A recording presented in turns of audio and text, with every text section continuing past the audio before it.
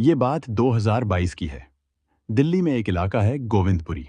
6 जुलाई की रात कोई 8 सवा 8 बजे का वक्त था। उस समय 55 वर्षीय संजीव अपनी 28 वर्षीय पत्नी गीता उर्फ नज़मा और अपने 10 साल के बेटे गौरव के साथ मोटरसाइकिल से सामान खरीद कर ला रहे थे। दीपालय स्कूल के पास संजीव अपनी बाइक पर पहुंचा ही था कि तभी एक अन्य बाइक पर सवार दो युवक तेजी से उसकी बाइक के पास आए। उन्होंने संजीव की बाइक को ओवरटेक किया और बिना कोई मौका दिए उस पर गोली चला दी। गोली लगते ही संजीव एक ओर गिर पड़ा और उसी के साथ बाइक पर बैठी उसकी पत्नी और बेटा भी गिर गए। गीता बाइक से गिरते ही बेहोश हो गई थी। होश में आने पर उसने देखा कि उसका पति घायल हालत में पास ही जमीन पर पड़ा हुआ है। उनके चारों तरफ लोगों की भारी भीड़ जमा हो चुकी थी और हर कोई इस हादसे को देख रहा था। लोगों की मदद से गीता अपने पति को लेकर पास के मजीदिया अस्पताल पहुंची। वहां उसने डॉक्टरों को बताया कि उनका एक्सीडेंट हो गया है। डॉक्टरों ने तुरंत संजीव का चेकअप किया, लेकिन कुछ ही देर में उसे मृत घोषित कर दिया। डॉक्टरों को मामला संदिग्ध लगा क्योंकि ये एक्सीडेंट नहीं बल्कि गोली लगने का मामला था। उन्होंने तुरंत पुलिस को सूचना दे दी। सूचना मिलने पर गोविंदपुरी थाने के प्रभारी जगदीश यादव अपनी टीम के साथ मजीदिया अस्पताल पहुंचे। वहां उन्होंने गीता से घटना की जानकारी लेनी चाहिए, लेकिन गीता के बयान लगातार बदलते रहे। कभी वह कहती कि यह एक एक्सीडेंट था, कभी दावा करती कि उसे कुछ भी याद नहीं क्योंकि वह बेहोश हो गई थी।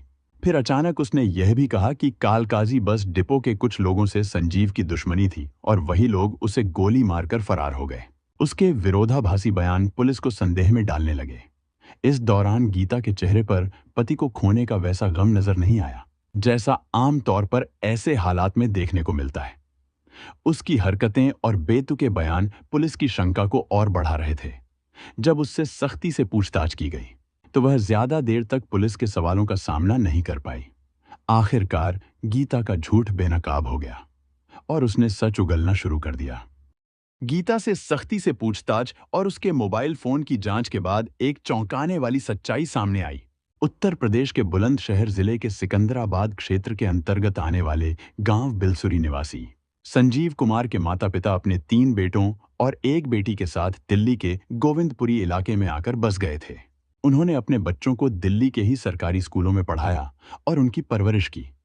वक्त बेवक्त वे अपने गांव भी जाया करते थे। जब बच्चे बड़े हुए तो उन्होंने सभी की शादी करवा दी। शादी के बाद सभी बच्चों ने गोविंदपुरी में ही अलग-अलग अपनी गृहस्थी बसा ली। बच्चों के बसने के बाद ही माता-पिता ने गोविंदपुरी छोड़ दिया और वापस अपने गांव लौट गए, जहां उन्होंने खेती-बाड़ी संभाल ली और वहीं का जीवन व्यतीत करने लगे। संजीव कुमार शुरू से ही अपने परिवार से अलग रहता था। दबंग स्वभाव के संजीव की अपने भाइयों और माता-पिता से ज्यादा नहीं बनती थी। घर में होने वाले विवादों के चलते उसने परिवार से दूरी बना ली थी। संजीव ने अपनी कड़ी मेहनत से डीटीसी बस ड्राइवर की सरकारी नौकरी हासिल की, जिसके बाद उसके आत्मविश्वास और हौसले और बढ़ गए। वह खुद को परिवार से अलग एक मजबूत और स्वतंत्र व्यक्ति के रूप में देखता था।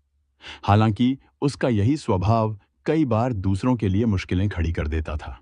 कुछ ही सालों में संजीव ने अपनी दादागिरी और नेतागिरी के चलते डीटीसी कर्मचारी यूनियन का नेता बनने में कामयाबी हासिल कर ली।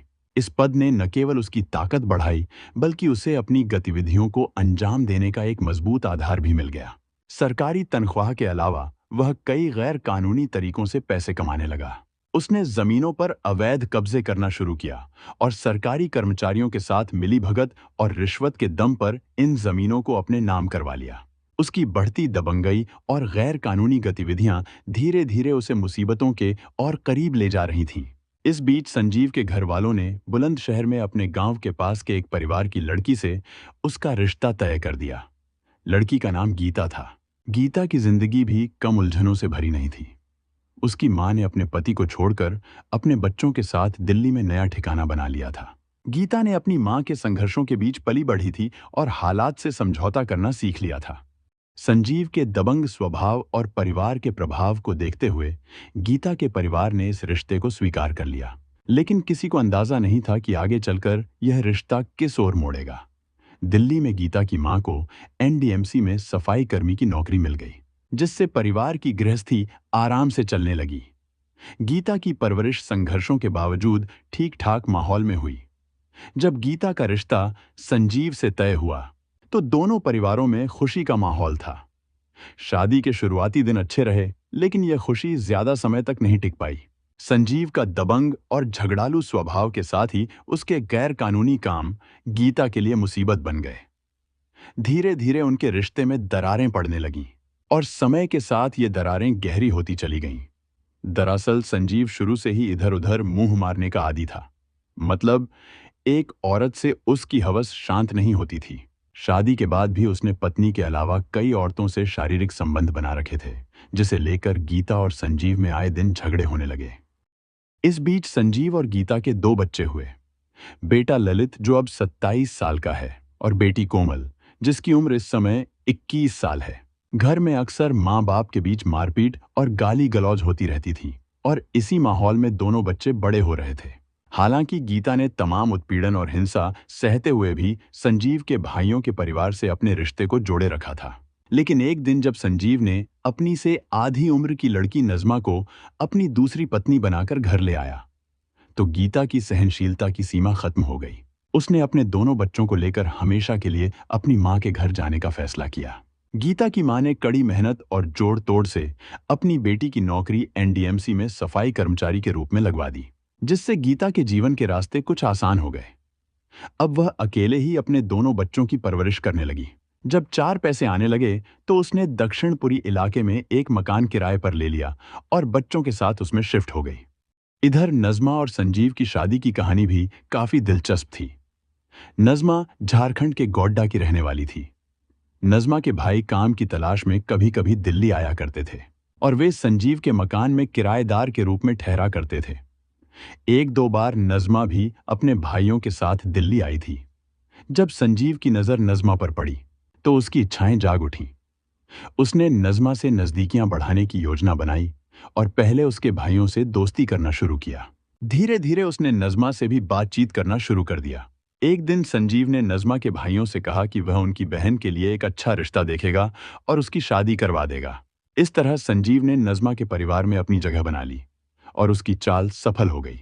मौका मिलने पर संजीव एक दिन एक लड़के को साथ लेकर नज़मा के गांव पहुंचा और उस लड़के के निकाह की बात कहकर नज़मा को अपने साथ दिल्ली ले आया।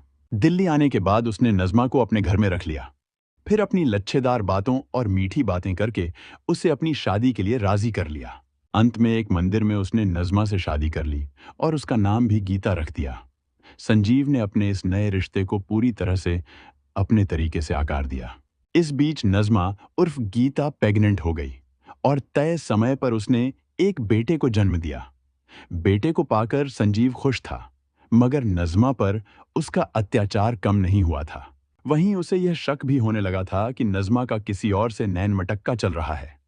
इस शक के कारण उसकी हिंसा और बढ़ गई, यहां तक कि उसने अपने घर के बाहर और अंदर कमरों में सीसीटीवी कैमरे लगवा दिए ताकि उसे पता चल सके कि उसकी गैर मौजूदगी में उसके पास कौन कौन आता जाता है। इस बीच एक दिन मौका पाकर नज़मा उर्फ गीता अपने दुधमुंहे बच्चे और संजीव के पैसे लेकर एक आदमी के साथ अपने गांव भाग गई। वहां उसने एक दूसरे आदमी से निकाह कर लिया। कुछ दिन बाद संजीव भी झारखंड स्थित उसके घर पर आ धमका। संजीव ने नज़मा को धमकी दी कि अगर वह बच्चे के साथ वापस दिल्ली नहीं चली तो वह उसके भाइयों और पिता को कभी जेल से बाहर नहीं आने देगा। नज़मा मजबूर हो गई और उस आदमी को छोड़कर संजीव के साथ वापस दिल्ली आ गई। नज़मा जब अपने गांव में थी, उसी दौरान संजीव की पहली पत्नी गीता की बेटी कोमल को टीबी की बीमारी हो गई। गीता ने संजीव से इस बारे में बताया और बेटी का इलाज करवाने को कहा। संजीव ने उससे कहा कि वह इलाज तो करा देगा, लेकिन एक शर्त यह है कि वह उससे मिलने उसके दूसरे घर में आया करेगी और उसे नज़मा के साथ उसके रिश्ते पर कोई ऐतराज नहीं होगा। बेटी की खातिर गीता ने संजीव की सारी शर्तें मान ली। संजीव ने अपनी बेटी कोमल को इलाज के लिए अस्पताल में भर्ती करवा दिया। नज़मा अक्सर संजीव के साथ अस्पताल में कोमल को देखने जाती थी। वहां उसकी मुलाकात गीता से होती थी। दोनों वहां काफी देर अकेले भी रहती थीं, तो दोनों के बीच बातचीत भी होने लगी। एक दिन नज़मा ने अपना दुख गीता के सामने रखा। उसने अपनी तकलीफें और संजीव के साथ बिताए मुश्किल दिनों की बात की। गीता उसकी बातें सुनकर हंस पड़ी और बोली, तुमने तो अभी कुछ नहीं सहा। जो मैंने उस दरिंदे के हाथों सहा है वह तुम सोच भी नहीं सकती। नज़मा ने अपना डर गीता के साथ साझा किया। उसने कहा कि उसे डर है कि संजीव उसे भी धोखा दे सकता है। इस पर गीता ने कहा, यह तो मुमकिन है। जैसे उसने मुझे हटाकर तुझे अपने साथ रखा, वैसे ही तुझे हटाकर किसी तीसरी को भी ला सकता है। उसके पास न तो पैसे की कमी है, न ही हिम्मत की। वो जो चाहे वो कर सकता है। गीता की ये बात नज़्मा के मन में और डर पैदा कर गई। संजीव की बढ़ती हरकतों और लगातार मिलने वाली प्रताड़नाओं से तंग आकर करीब 3 साल पहले गीता और नज़्मा ने संजीव को रास्ते से हटाने का फैसला किया। उन्होंने एक गुप्त योजना बनाई, जिसमें गीता की बेटी कोमल भी शामिल हो गई। संजीव के अत्याचारों ने न केवल गीता और नज़्मा को एक दूसरे के करीब ला दिया, बल्कि उन्हें इस नतीजे पर पहुंचा दिया कि उनकी समस्याओं का हल सिर्फ संजीव को खत्म करना है। गीता और कोमल का सहारा पाकर नज़्मा में कुछ हिम्मत आई। गीता ने नज़्मा से कहा, अगर दोनों की जिंदगी से संजीव नाम का कांटा निकल जाए, तो कानून उसकी बीवी होने के नाते उसकी चारी चलेचल संपत्ति पर मेरा हक हो जाएगा। फिर उसमें से मैं आधी संपत्ति तुम्हारे नाम कर दूंगी। नज़्मा इस आश्वासन पर खुश हो गई। अब तीनों मिलकर संजीव की हत्या की साजिश रचने लगी। हत्या करवाने का जिम्मा नज़्मा ने अपने सिर लिया। उसने कोमल के फोन से अपने घर के लोगों से बातचीत शुरू की और उन्हें अपनी आपबीती सुनाई। संजीव की हत्या की सुपारी नज़्मा ने अपनी बुआ के लड़के इकबाल को दी। 42 वर्षीय इकबाल झारखंड के गोड्डा में रहता था। नज़्मा ने उससे कहा कि संजीव की हत्या के बदले में वह उसे पूरे 15 लाख रुपए देगी। 15 लाख का लालच बहुत बड़ा था, मगर इकबाल खुद यह काम नहीं करना चाहता था। वह इसके लिए किसी सुपारी किलर की तलाश में जुट गया। जल्दी ही उसने अपने दोस्त और शूटर नयूम अंसानी को इस काम के लिए राजी कर लिया। नयूम गुजरात के वापी में टेलर था और इकबाल भी उसकी दुकान पर टेलरिंग का काम कर चुका था। इकबाल ने शूटर नयूम अंसारी का फोन नंबर नज़्मा को देकर कहा कि बाकी की सारी बातें अब वह नयूम से ही करे। कुछ दिन बाद नयूम झारखंड से दिल्ली नज़्मा से मिलने आया। संजीव की गैर मौजूदगी में नज़्मा नयूम से पास के एक पार्क में मिली और आगे की सारी प्लानिंग वहीं हुई। नयूम ने नज़्मा से संजीव की बाइक का नंबर ले लिया। यही नहीं, नज़्मा के कहने पर कोमल ने 20,000 रुपए भी नयूम के खाते में ट्रांसफर कर दिए और बाकी के 15 लाख काम हो जाने के बाद संजीव की एक प्रॉपर्टी बेचकर देने का वादा किया। अब नज़्मा ने कोमल के फोन का इस्तेमाल करके नयूम से संपर्क करना शुरू कर दिया। उसने धीरे धीरे संजीव की हर दिनचर्या की जानकारी नयूम को देना शुरू की। नज़्मा ने बताया कि संजीव कब घर में रहता है, कब बाहर जाता है और वह कहाँ कहाँ जाता है। हर छोटी बड़ी बात नयूम को बताई जाने लगी, ताकि योजना को सही तरीके से अंजाम दिया जा सके। नज़्मा और कोमल दोनों ने मिलकर यह सुनिश्चित किया कि संजीव की हर गतिविधि पर नयूम को पूरी नज़र हो। नयूम ने इस काम को अंजाम देने के लिए अपने एक अन्य दोस्त मनीष को गुजरात से बुला लिया। मनीष ने अपने चचेरे भाई से, जो लाजपत नगर में रहता था, काम के बहाने एक बाइक मांग ली। योजना पूरी तरह तैयार थी। 6 जुलाई की रात करीब 9:30 बजे जब संजीव अपनी दूसरी पत्नी नज़्मा और 10 साल के बेटे के साथ बाइक पर गेहूं पिसवाने चक्की के लिए निकला, नज़्मा ने कोमल के फोन का इस्तेमाल करते हुए यह जानकारी तुरंत नयूम को दे दी। जैसे ही नयूम को इशारा मिला, वह और मनीष तमंचा लौट करके शिकार का पीछा करने निकल पड़े। चक्की पर गेहूं रखवाने के बाद जब संजीव की बाइक दीपालय स्कूल के पास थोड़े सन्नाटे में पहुंची, दोनों हत्यारों ने उसकी बाइक को ओवरटेक किया। उन्होंने बाइक रोककर बिना देर किए संजीव के सीने में कई गोलियां दाग दी, जिससे उसकी मौके पर ही मौत हो गई। गोविंदपुरी पुलिस ने दोनों पत्नी व बेटी को गिरफ्तार कर लिया था। षड्यंत्रकर्ता इकबाल व शूटर मनीष मिश्रा आदि फरार थे। स्पेशल सेल में तैनात एसीपी अत्तर सिंह की देखरेख में इंस्पेक्टर ईश्वर सिंह व इंस्पेक्टर रणजीत सिंह की टीम आरोपियों की तलाश कर रही थी। इंस्पेक्टर ईश्वर सिंह की टीम ने मूल रूप से झारखंड निवासी इकबाल अंसारी को रविदास मार्ग गोविंदपुरी के पास से 9 जुलाई को गिरफ्तार कर लिया। उसके पास से सिंगल शॉट असलहा व 3 कारतूस बरामद किए गए। इकबाल ने बताया कि उसने पीड़ित की दोनों पत्नी और अपने 2 साथी नायूम व शूटर मनीष मिश्रा के साथ संजीव कुमार की हत्या की साजिश रची थी।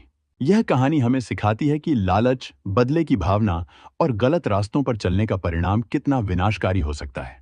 रिश्तों में ईमानदारी और विश्वास की कमी और गलत निर्णय न केवल जीवन को बर्बाद कर देते हैं, बल्कि अपराध के दलदल में भी धकेल देते हैं। कहानी यह भी बताती है कि एक गलत कदम कई जिंदगियों को तबाह कर सकता है।